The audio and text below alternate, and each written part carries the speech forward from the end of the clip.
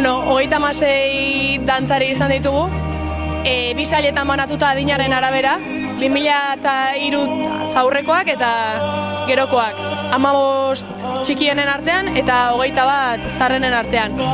Azken aldin maili oso ondo dabil eta bai dago jende aurrian dantza egiten ohituta dago eta teknikoki oso teknika handia dauka eta bai espero genuen bai.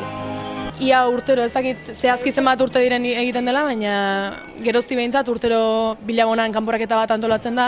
Gipuzkoako biltzarrak eramaten du txapelketa eta oinkari dantza taldeak Bilabonako udararen laguntzaz hemengo kanporaketa antolatzen du.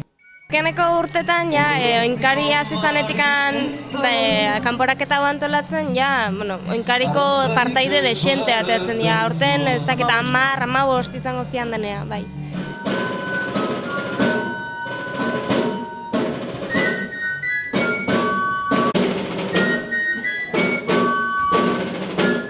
Beno, Mai, zorionak, gaurko honetan zu izan zara, gareia, azaldi guzu, esfortzu asko merezi izan du gaurko egunak?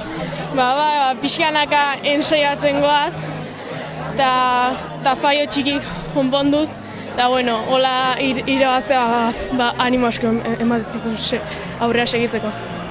Esperotako garepena? Ez, enun espero, baina oso ondo, guztua. Aurkariak gogorra ziren? Bai, oso. Ikusi dugu ez direla hemengo bakarrik izan ez, kanpotik ere jende desente etorri dela. Bai, eliminatoriak leku ezberdinetan iteia, herri diferentetan, da finala legazpin izangoa.